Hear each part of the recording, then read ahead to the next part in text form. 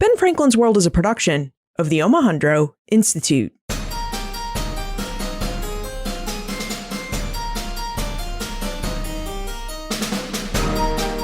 Hello, and welcome to episode 254 of Ben Franklin's World, the podcast dedicated to helping you learn more about how the people and events of our early American past have shaped the present-day world we live in.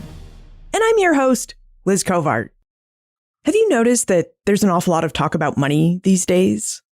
When we check into our favorite news outlets, we read and hear a lot about fluctuations in the value of the dollar, the pound, and the euro.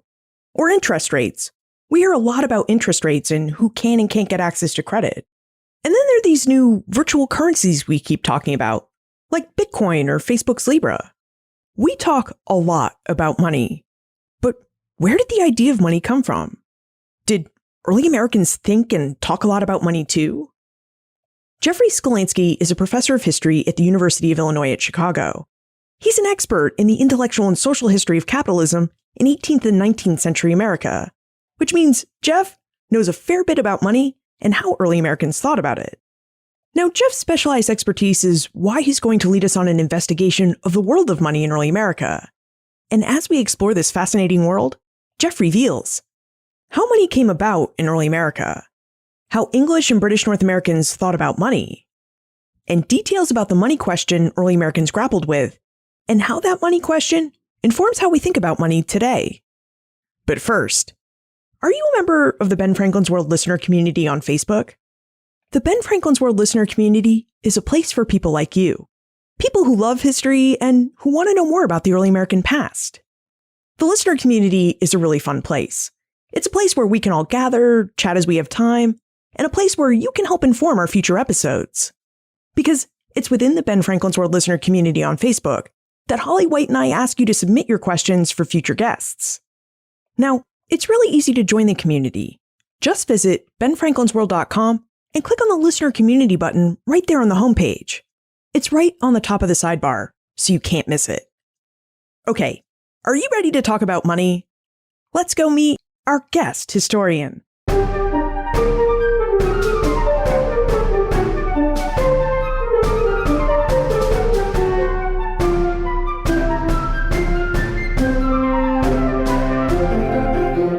Our guest is a professor of history at the University of Illinois at Chicago.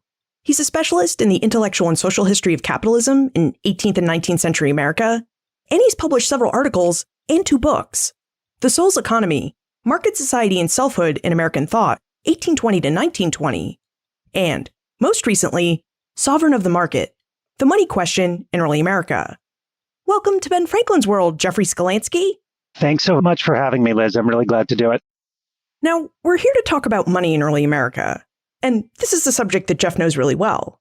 In his book, Sovereign of the Market, Jeff explores the long class struggle over the rise of money, not just as a means of payment, but also as a means of rule. So Jeff, I was speaking with one of my William & Mary colleagues the other day, Simon Middleton, and I was telling him how I had this interview coming up. And Simon noted that money has become a really hot topic in early American history.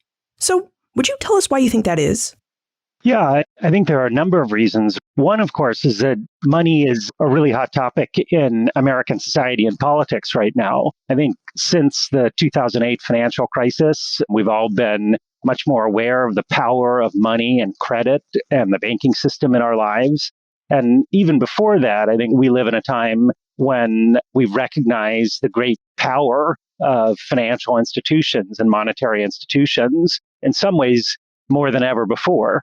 That's one reason, I think. A second reason has to do with the rise of alternative currencies that work outside of the realm of governments and banking systems, things like Bitcoin and local exchange systems that have really proliferated in recent decades and have drawn scholars' attention to the distinctiveness of the kind of monetary order that we live in and the alternatives to it. And it has awakened curiosity about the history there. And then a third reason, I think, for an increased interest in money in recent years has to do with the history of capitalism, which is a field that I contribute to myself. And the history of capitalism, of course, has long been of interest to scholars. But I would say that in recent decades, scholars have focused their attention much more than before on finance and credit and monetary relations for a whole host of reasons. So those are some of the reasons I think that have drawn interest to the history of money in recent years. And what about the history of money in early America? What brought you to this topic? I've been interested in the intellectual and cultural history of market society for a long time. And an earlier work that I did focused largely on elites and the ways that they thought about capitalism and market relations in the long 19th century. But I wanted a chance to think about more vernacular popular culture and popular economic thinking, which is very much preoccupied with questions of the monetary system and the monetary order in the 18th and 19th centuries. Early Americans thought a great deal about how money is created and how it's distributed and who controls it. So those things drew me to the topic. And then also, I was drawn to it from my teaching by what I thought of as a kind of cognitive or empathic challenge that my students and I both face in studying things like the bank war of the 1820s or the rise of paper money in the American colonies or the greenback crusade and the free silver crusade in the late 19th century. And that is that the issues can seem to us quite technical and arcane, but these are issues that were really hot button, tremendously emotional issues for early Americans. And they were controversies that drew people in, ordinary people, people with little education who felt passionately about questions about the banking system and about monetary policy. I was curious to treat that challenge as an opportunity to think about what is it that enabled early Americans to relate on a visceral level and to wrap their minds around in quite imaginative and expansive ways, to wrap their minds around what they called and what I've called in my book, the money question. So those were some of the things that brought me to the project in particular. Speaking of the money question was a phrase that early Americans actually used between the 17th and 19th centuries to talk about money. So would you tell us what the question was and what early Americans meant when they talked about the money question? The money question, like you said, it takes many forms and it has many aspects. And I've had to draw out what I take to be the underlying issue that Americans are grappling with for a couple of hundred years, the money question. In different times and places, it appeared as much more particular questions like, should we have a national bank? Or should money be based on gold and silver or just gold?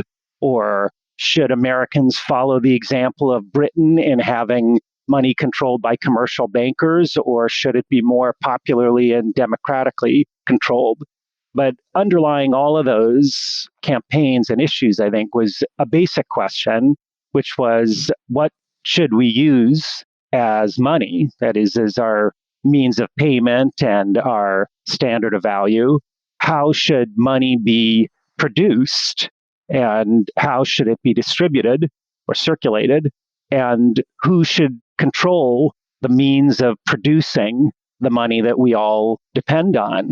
And that was, I think, a very basic question for early Americans that they treated largely as a political question. That is largely a question about how they were ruled, how they were governed in a society in which people increasingly engaged in buying and selling and depended on market transactions.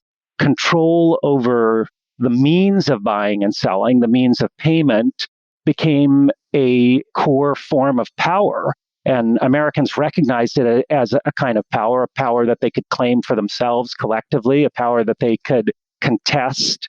So what I'm struck by is that Americans argued about the money question, about what to use as money and who should control it, for arguably longer and more deeply than any other society. And it's something that you find in histories of money going back to ancient times.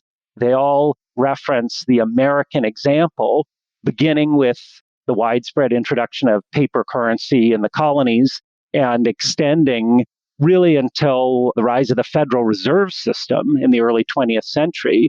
The historians of money almost always recognize that this was a profound political question for early America in particular, in ways that are distinctive and revealing. So the money question really encompasses a bunch of different questions, such as what should we use as a means of payment, how should we produce that means of payment, and who should control that means of payment. And all of these questions are something that we need to investigate further. So let's start with the question, how did European colonists even come up with the idea that they should use money as a form of payment? Would you tell us about European traditions and use of money during the 17th century? Sure. In 17th century England, of course, we know that this is a society in which there was more and more buying and selling going on, more and more market relations, and there were great concerns about who controlled goods and how goods could be made artificially scarce and how ordinary people could try to regulate access to basic necessities like food and fuel. Well, money, of course, cash and credit figured very heavily in those controversies as well, because as English people were becoming more and more dependent on market relations, they were also more and more dependent on access to cash and credit. And in the 17th century, English people, when they referred to money, they meant almost always coin. But the great majority of their transactions were not conducted with coin. They were conducted on credit. They used actual coin usually to conduct exchanges with strangers. So as that's happening more and more, as people are buying things from strangers or selling things to strangers more and more, not just merchants or commercial classes, but ordinary people, the need for cash becomes greater. And they needed money for certain particular kinds of transactions, like paying rent and often paying church tithes and paying their taxes. So in early modern England, there is a general scarcity of means of payment, of coin. The prices of basic necessities were rising.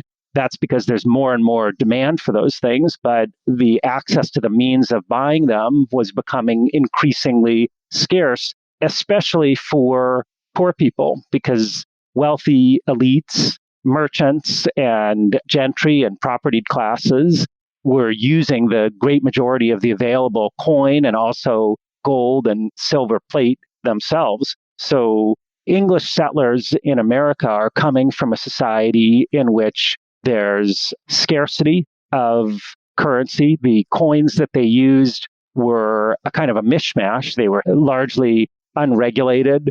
In many ways, they'd use English coins, but also coins from other countries. And there was a lot of discussion and debate in England at the time of the early English colonization of America about how to increase the supply of cash and coin. And one way to do that, of course, would be to bring in more coin from abroad. Another way would be to develop substitutes for the use of coin. And in 17th century England, we see the rise of commercial banking and paper substitutes for coin as a general means of payment. So it sounds like the first English settlers in North America were used to not having a lot of money around because England never had enough money around. But how did they fix this? Kristen wonders how currency developed in English North America, and specifically, she wonders what kind of innovative ways the English colonists might have solved their currency problem. Did the English also turn to using everyday items like playing cards for money, like the French in New France? Right. So different groups of early Americans did different things. The majority of early English colonists didn't have a need for cash most of the time, even though they often were keeping track of their exchanges in monetary terms, in pounds and shillings and pence. In their transactions within their communities with their neighbors, they rarely needed access to cash. They would need it to buy land. They would need it to pay rent or pay taxes. Merchants had commercial instruments that they could use as means of exchange within their own commercial circles. For instance, bills of exchange. A bill of exchange was a way for me to pay for something here with credits I have over there. If I want to buy goods in Virginia and I've got money in London, then I can pay for the goods in Virginia with a bill, a sterling bill of exchange that entitles the Virginian that I give it to the use of my money over in London. And if she or he wants to buy something in London, then that bill of exchange would be worth something to them.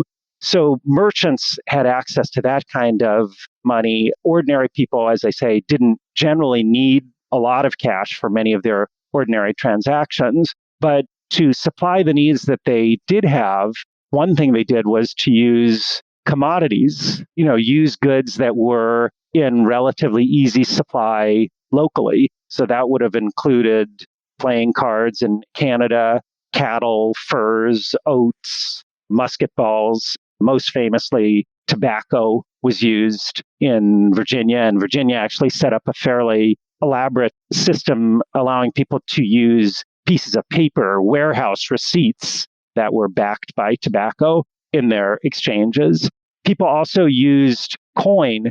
They had very little English coin in the colonies, and actually exporting coin, sending English coins across the Atlantic from England to America was prohibited by English law.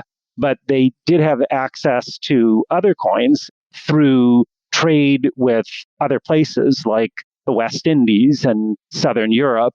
And a lot of that coin was Spanish coin that came from the Spanish Empire. And the colonies would decide for themselves how to value the coins from other countries or empires that they were using in their own midst. In other words, they'd give it a proclamation value to say that's how much in pounds, shillings, and pence here in Massachusetts, we're going to say a Spanish piece of 8 is worth. And they could do that strategically in order to draw in coin from other places. In other words, they could declare an artificially high proclamation value. They could say, we're going to make a Spanish piece of 8 worth more in Massachusetts than it's worth in England, which would be a way of drawing coin into the colonies. So those are some of the kinds of currency that colonial Americans would have had before the big story, which is the introduction of paper currency at the end of the 17th century. Yeah, the big story. And we should talk about the introduction of paper currency because it really does sound like one of the first money questions early Americans had to answer was, do we need a currency? Now, I know from reading your book, Sovereign of the Market, that Massachusetts seems to have been one of the first colonies to really grapple with this question of, do we need a currency? So would you tell us how and why Massachusetts became the first English colony to emit a paper money and how Bay colonists really thought about this currency question? As it happens, it's the first, like you say, but all of the British colonies in continental North America, all the way from Newfoundland down to Florida, wound up developing paper currencies of one kind or another by the mid-18th century. But the first to do it was the Massachusetts Bay Colony in the early 1690s, right at the same time as England was having its own financial revolution and introducing the Bank of England and calling in all of its coins and re-coining them. So New England had a powerful and active merchant class, and it had a history already by the 1690s of experiments with local forms of payment. They had had an abortive experiment, a brief experiment for a couple of decades with their own mint. They're the only British colony to do that before England shut it down. They had experimented with plans for local banks where groups of New Englanders would agree amongst themselves to create a kind of paper currency backed by some valuable resource like land, and then accept the paper that they issued as a means of payment. That wasn't something that was authorized by law. It wasn't something you could pay your taxes with. It wasn't something that served as legal tender for settling debts. It was something that would work just by a kind of compact or agreement. So there was some history already by the 1690s of New Englanders innovating. And New Englanders, for a variety of reasons, had felt the scarcity of English coin, the scarcity of coin in general, more than other colonies had. Colonies further south that engaged in a lot of direct trade with England, like Virginia, which was exporting tobacco, for example, they felt the pinch less severely than New England did. But that's all a way of setting the stage. What drives Massachusetts Bay to innovate paper currency, though, is what provides the stimulus for that to happen in almost all of the colonies most immediately, and that's war. As the colonies became embroiled, as they formed kind of the western frontier for English wars against France and Spain and against native peoples, and the colonies sent their soldiers off to fight in those struggles, they needed a way to pay the soldiers and they needed a way to pay the suppliers. And they had little cash in their midst to draw on, little ability to tax themselves in order to get the money with which to pay soldiers and suppliers. So they created paper currency issued by colonial legislatures in the first instance as a expedient of war, as a way of paying soldiers and suppliers, with the idea that it would be a short-term financial experiment, although it didn't turn out that way. It's really interesting to hear that it was more the government of the colony of Massachusetts rather than the people of Massachusetts that needed money. Is this what you meant earlier when you said that the money question was a question of money as a form of rule? That the government issues money and then determines how that money can be used and what it can pay for? What I mean by that is that control over the means of payment confers a great deal of power.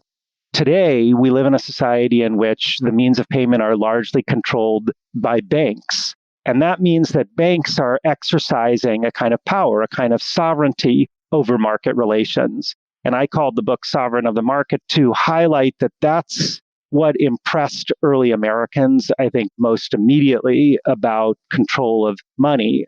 We tend to think of money in economic terms, and they thought of it in economic terms as well. But I think what they thought of most immediately was that it was an instrument of sovereignty, so that if their own colonial legislatures issued their own currency, that was a form of self-government or self-rule, particularly because the assemblies that were issuing the currency included men of relatively modest means. And those legislatures were beholden to voters who were not wealthy elites the way that the people in control of the currency system in England were.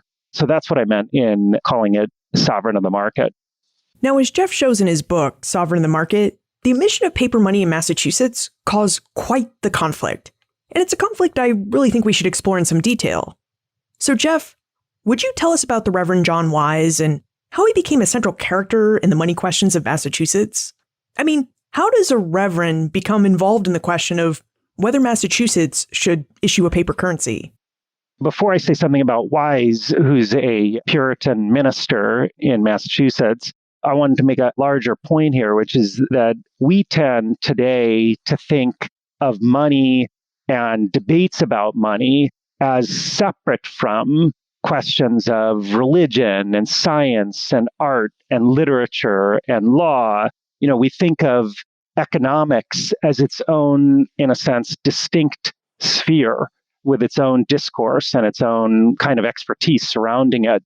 Early Americans did not make that distinction at all. And in fact, I don't think early English people did either. They didn't think that monetary value was something totally distinct and different from other kinds of value and other values they had in other parts of their lives. And that actually is part of the answer that I came to for the question that I referred to earlier in talking about my teaching, about how is it that early Americans were able to relate on such a visceral level to questions about monetary policy that can seem arcane and technical to us today. I think part of the answer is that they related questions about money very profoundly to other aspects of their lives, including in Massachusetts Bay, most importantly, religion. And John Wise was a congregational minister. He wound up preaching to a congregation in Ipswich, Massachusetts. His dad had been an indentured servant. John Wise was possibly the first son of an indentured servant to go to Harvard College in order to become a minister. And he spent most of his career embroiled in conflicts over power that were not directly about money. Two particular conflicts, one conflict that had to do with taxation and representation, and another conflict that had to do with power within the congregational church. And my argument is that the ideas that he developed about power and natural law in particular through those struggles over the power of the empire and the power of colonies in terms of taxation, and over struggles within the congregational church, those struggles then informed his thinking and the thinking of many of his neighbors about natural law as it applied to monetary affairs. How exactly did early Americans relate questions about money with other aspects of their lives? Can you show us how John Wise and his neighbors used religion and saw religion as fitting in with this question of whether or not Massachusetts should emit paper money? Yes, and I would say that the arguments that he makes for paper money, which come late in his career and late in his life in the 1720s, they are made in, as you would expect, a religious spirit and voice, but they're informed by earlier conflicts about religious authority that are not in particular about money. He was very much involved. He was a central player in the so-called church's quarrel in the first decade of the 18th century. And this was a conflict over power within the congregational church. Traditionally, as we know, the local congregation in New England churches, it had tremendous authority within itself as a collectivity. That is, individual church members and individual clergy were much less powerful than the collectivity of the gathered church in a particular locality, like the church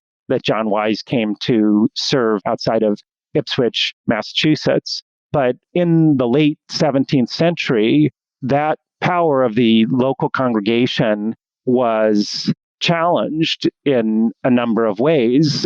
One way that it was challenged was by demands for inclusion. One kind of power that the congregational church had, a major kind of power that it had, was the power to allow people to enter the church. In order to enter the church, you had to pass a test when you came of age. You had to demonstrate to other church members in your community that you had had a genuine experience of faith and should be admitted into full church membership. And that's a lot of authority to exclude people both within their communities and, exclude other Congregationalists, and also to exclude non-Congregationalists like Quakers and Anglicans from the church.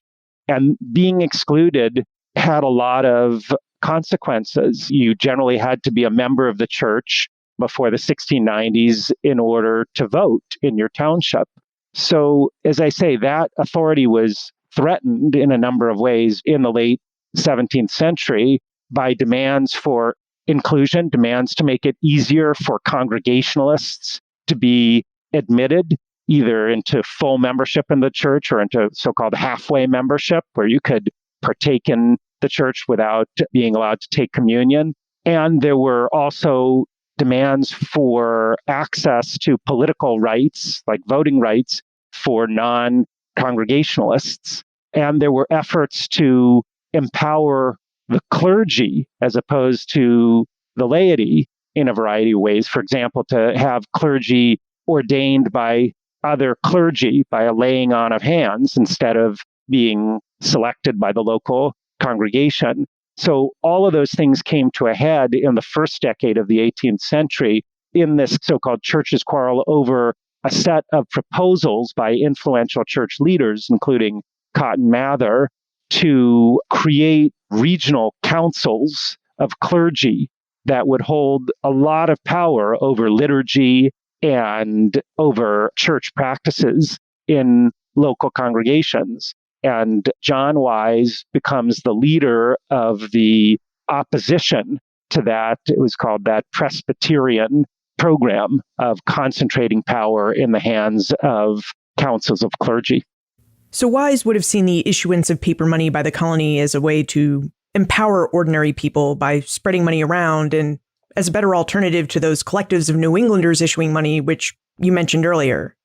Now, where Wise framed the question of money in terms of religion, Dr. William Douglas framed the question of money in terms of science. And whereas Wise came out pro-money, Douglas was against Massachusetts issuing paper money. So, Jeff, would you tell us about Dr. William Douglas and how he came to view money as an issue of science and why he was so against Massachusetts issuing paper money? Sure. So Douglas is a significantly younger contemporary of John Wise. He was a Scottish immigrant, and he arrives in New England, in Boston, in the 1720s, near the end of John Wise's life and John Wise's career, and right at the time that major conflict over paper money was heating up. And Douglas was a leading physician. He had trained at elite medical institutions in Britain and on the continent, and he arrives in New England, a place where medical care is largely unregulated and largely handled by lay healers as well as by clergy. And Douglas becomes a leader of efforts to empower trained doctors of medicine, physicians like himself, to give them power over medical care as opposed to lay healers and clerical authorities. And one of the first controversies that he becomes embroiled in is a conflict over the response in Massachusetts, and particularly in Boston, to a major smallpox epidemic, during which clergy introduced for the first time in a significant way the practice of inoculation. And Douglas vociferously opposed it. He opposed it, I'd say, not so much on the principle of opposition to inoculation. He imposed it because he thought it was reckless and unregulated and controlled by untrained and unqualified clergy and laity who should not be given the authority over people's medical care. And that's a controversy in which Douglas first made a name for himself. He goes on also to make a name for himself as an authority on epidemic diseases in the colonies more generally, and as a naturalist, as a practitioner of natural history. And it's from natural history, I think, that he draws a lot of his own ideas about what he would call the laws of trade, about circulation, just like John Wise, I think, drew his ideas about natural law from his struggles within the church. And how exactly did Douglas's knowledge of medicine and natural history inform his views on trade and money? How does he come to advocate against Massachusetts issuing paper money? I'd say his experience as a scientist give him an arsenal of argument that he brings to bear on behalf of a powerful position.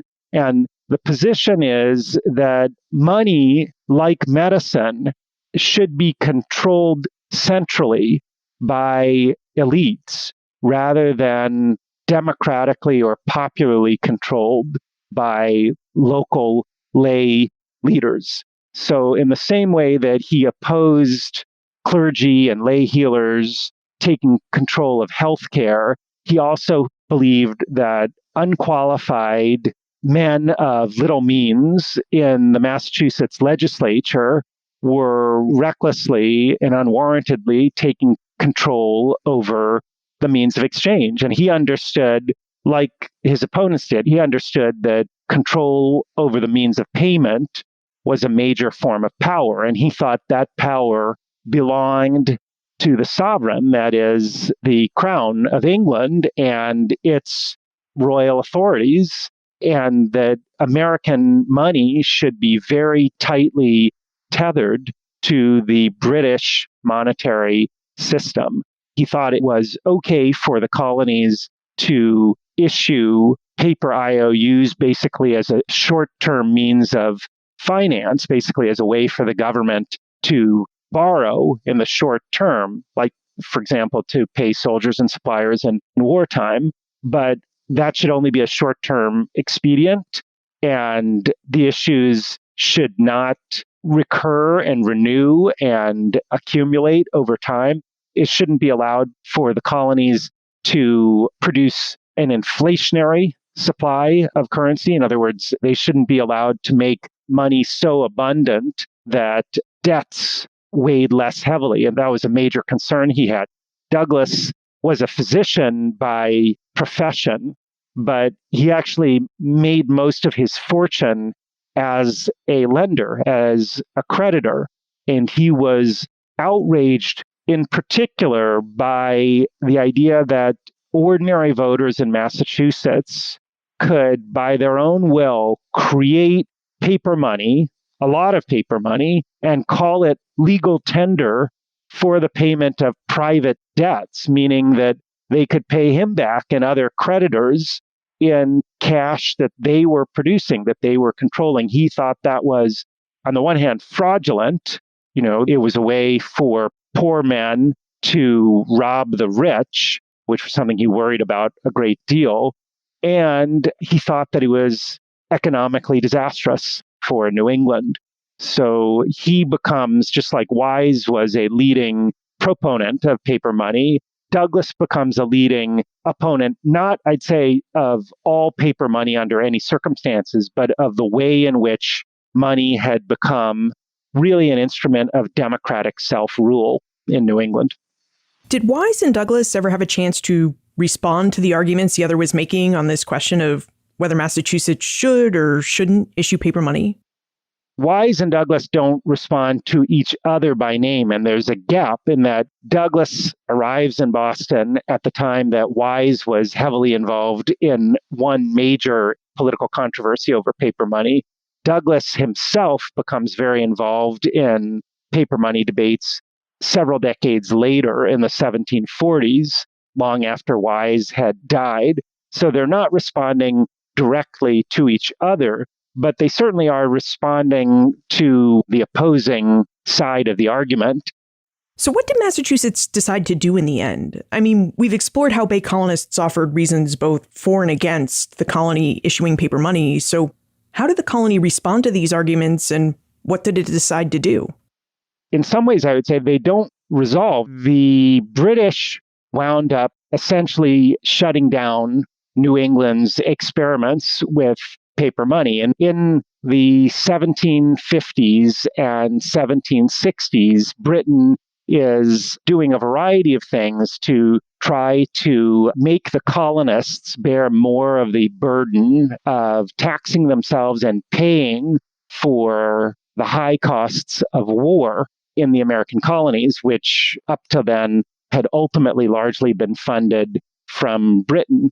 And part of that had to do with the imposition of new kinds of taxes, and quite significantly, the stipulation that those new kinds of taxes had to be paid in silver. They couldn't be paid in some local currency that was being created in Massachusetts or Virginia. But also, in addition to imposing those new taxes, was wanting to enforce the power of its courtiers and its transatlantic traders closely tied to Britain by clamping down on colonial paper money issues, by mandating that they could only be short-term issues, and by mandating, most importantly, that they couldn't declare them legal tender for the payment of private debts, which is a really important thing, so that a wealthy creditor who said, I lent you £100 5 years ago, could sue you for it. And you couldn't say, well, I have the right to pay you back in this paper currency that's actually worth less than the £100 in silver that you lent to me.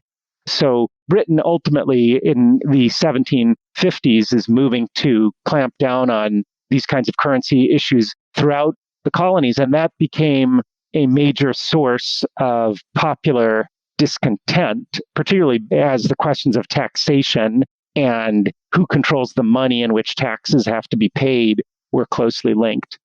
Supremacy of government, debt repayment, taxation. Jeff, these were all issues that were discussed and heavily debated during the American Revolution. So now we have to wonder, is there a direct connection between the money question we've been discussing and these issues that were later raised during the Revolution? Or, in other words, did the money question of the 17th century carry forward to help fuel the issues of revolutionary America? Absolutely, there's a direct connection. I mean, there's a direct connection between debates about control of money and debates about taxation always, because the money that the colonies created, the paper currency, was backed basically by taxes. What made it money, in a sense, like coin, was the fact that you could pay your taxes with it. And the paper currency that the colonies issued, you couldn't cash in for gold or silver immediately, like paper notes in England could be. What you could do was pay your taxes with it. So that's how the colonial currencies were issued. And in the Revolution, Americans then had a couple of generations of experience with the close bond between taxation and currency issue. Another way to put it would be to say that a big way in which the colonial governments were able to pay for things like soldiers and supplies was by issuing paper money. And the paper money then could be used to pay later taxes, but it also meant that they didn't have to tax people in other ways directly in order to pay for those wars. So Americans by the 1760s are very familiar with the ways in which taxing and monetary creation are two sides, pardon the pun, of the same coin. And they see it that way when Britain moves to tax them without colonial representation and to demand payment in silver, a kind of money that they no longer could control. The money question, as you said at the start of our conversation, is a question that's still with us. So how does a better understanding of how early Americans grappled with questions of should they issue a paper currency? Should they accept that paper currency to pay taxes? And who should be in control of the currency? How does a better understanding of how early Americans grappled with those questions help us address our money questions today? Well, I think it's important for the present time, and it's also important because it changes the way that we understand early American history, I think, in important ways. In our own time, I would say the power to control the means of payment, the power to control currency and credit looms larger in our lives than ever. And that's true in particular because of the enormous power of debt in modern America. And I think it's important for us to understand that these conflicts that we may be having today about the power of banks and other financial institutions over our lives are part of a very long tradition in American history. Americans have been arguing about the power of moneylenders and the power of money creators really since the beginnings of popular politics in this country. So that's why I would say it's important in terms of the current day. In terms of understanding early America, though, I'd also say that I think there are ways in which the history of money has been understood in the past that have distorted our understanding of early American history very greatly, that have made the development of money seem like a natural, inevitable, inexorable pattern of progress from barter to commodities to credit instruments, rather than understanding the long class struggle over the institutions that control the means of payment. Now it's time for the time warp. This is the fun segment of the show where we ask you a hypothetical history question about what might have happened if something had occurred differently, or if someone had acted differently.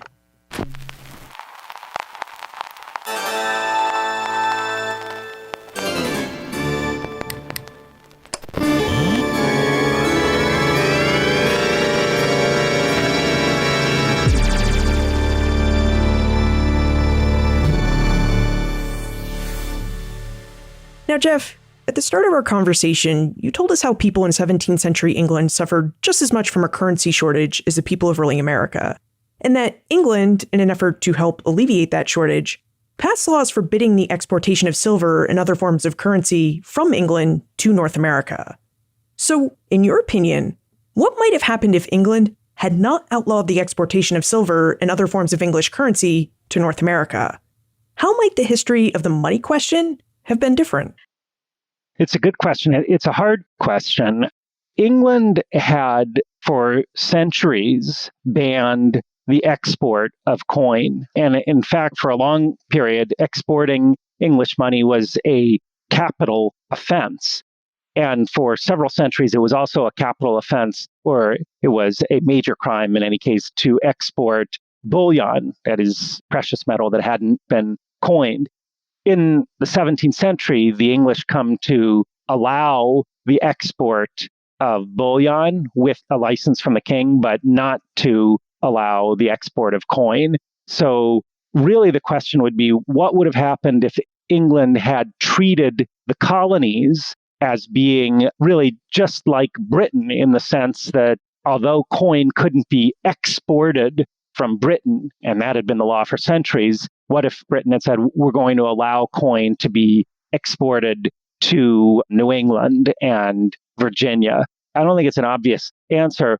My sense is that it would have made a big political difference if they had done that. I don't think it would have had a major economic consequence. The reason I don't think it would have had a major economic consequence is that the main reason for English coin being scarce in the colonies was not because England banned it. It was scarce in the English colonies because what the English colonies exported or sent to England generally was worth less than what they imported. That was how it was supposed to work from a mercantilist perspective. So I don't think that even if it had been legal to send coin to the colonies, my guess is that not a lot of English coin actually would have been shipped across the ocean that way. But it would have made an important political difference, I think, because the fact that coin couldn't be exported to the colonies helped the colonies see themselves as forming a distinct semi-autonomous monetary realm. It helped them see themselves as authorized in some ways to innovate and to create their own local currency. So when people like William Douglas in the early 18th century were arguing that all the power over money in the American colonies ultimately should be governed under the British system from England, what he was running up against was the sense that we have to create our own currencies here because the currency that England creates is only for English subjects over there, not over here. So I would say that had there not been that kind of restriction, had England thought of American colonies as being part of England in a way that would allow the export of coin across the Atlantic, I think if that had happened, the arguments for monetary autonomy in the colonies would have been weaker. I don't know that it means that the colonies would not have created paper currency, but I think it would have weakened the case for it. Are there money questions in your future, Jeff, or are you researching writing about something different? I'm not. What I'm interested in right now is questions about property in natural resources as opposed to financial resources. That is, I've been thinking about the forests of early America, and I'm beginning a project on how conflicts over the early American woods shaped American property relations in enduring ways, in the same way that long after slavery is abolished, we still have institutions like the Electoral College that are legacies of conflicts over slavery. I'm wanting to investigate how we still live with the institutional legacies of conflicts over woods and wildlife in early America long after the woods are gone or greatly restricted or diminished. And how can we reach you if we have more questions about money in early America? You can email me. My email address is sklanskj@uic.edu. I teach at UIC, the University of Illinois at Chicago. You can also find me at my faculty webpage in the history department at UIC. Jeffrey Skolansky, thank you for helping us better understand money in early America and the questions it posed for early Americans. My pleasure, Liz. Thanks for having me. Early Americans thought a great deal about money. They thought about how money was created, how money was distributed, and who controlled the money supply. Early Americans often thought about these money issues in terms of the money question, which, as Jeff noted, was a question that took many forms throughout early American history. Sometimes the money question was about, should a colony issue paper money? Later, it revolved around questions like, should the United States form a national bank? Or should the United States back its money with gold or silver? Regardless of how Americans pose the money question, the questions behind the money question have always been the same. What should we use as money, and how should we use it? What are we willing to use and accept as forms of payment? And who gets to make those decisions? These are questions that we still ask ourselves today. They come up when we debate interest rates and who should have access to credit, or when we question whether or not we'll accept new currencies like Bitcoin or Facebook's Libra as forms of payment. And this is why Jeff thinks it would be helpful for us to develop a better understanding of money's early American past. Because many of the questions we ask about money today still revolve around the question of who should have the power to control credit and currency. And although the context in which we ask this question is different from the context in which early Americans asked this question, our question is part of a very long tradition. Which is to say, we Americans have been arguing about and debating the power of moneylenders and creditors since the earliest days of early America. You'll find more information about Jeff, his book, Sovereign of the Market, plus notes for everything we talked about today on the show notes page, benfranklinsworld.com/254. Are you a member of the Ben Franklin's World listener community? I hope you are. And if you're not, I hope you'll join us because it's a fun place to hang out and chat about history. Joining the listener community is really easy. Just visit benfranklinsworld.com and click on the listener community button right at the top of the sidebar. It's very prominent, so you can't miss it.